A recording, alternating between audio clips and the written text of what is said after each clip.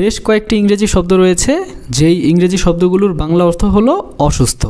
চলুন আমরা সেই ইংরেজি শব্দগুলো শিখে নেই। মূলত সিক, ইল এবং আনওয়েল এই তিনটি শব্দের বাংলা অর্থ হলো অসুস্থ।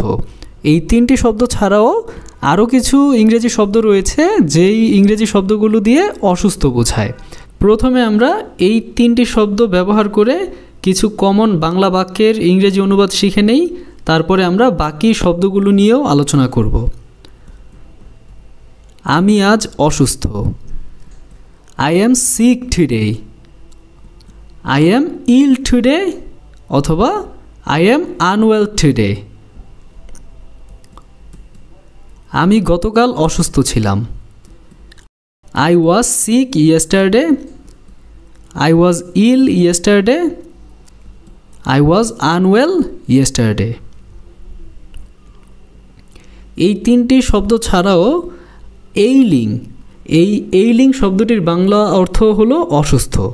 তবে আমরা এই এইলিং শব্দটি ব্যবহার করব কোনো ব্যক্তি যদি দীর্ঘদিন ধরে এবং কোনো সিরিয়াস রোগে আক্রান্ত হয়ে অসুস্থ হয়ে থাকেন, সেই ক্ষেত্রে আমরা এই এইলিং শব্দটি ব্যবহার করব।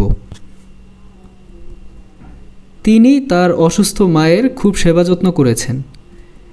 She took great care of her ailing mother. তিনি তার অসুস্থ মায়ের খুব সেবা যত্ন করেছেন।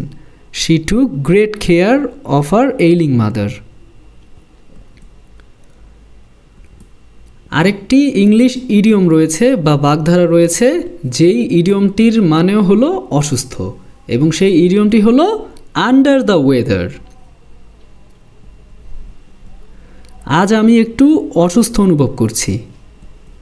I am feeling a bit under the weather today. I am feeling a bit under the weather today. A bit মানে হলো একটু। আমি অসুস্থ অনুভব করছি। I am feeling under the weather. I am feeling under the weather. তিনি অসুস্থ। He is under the weather. He is under the weather.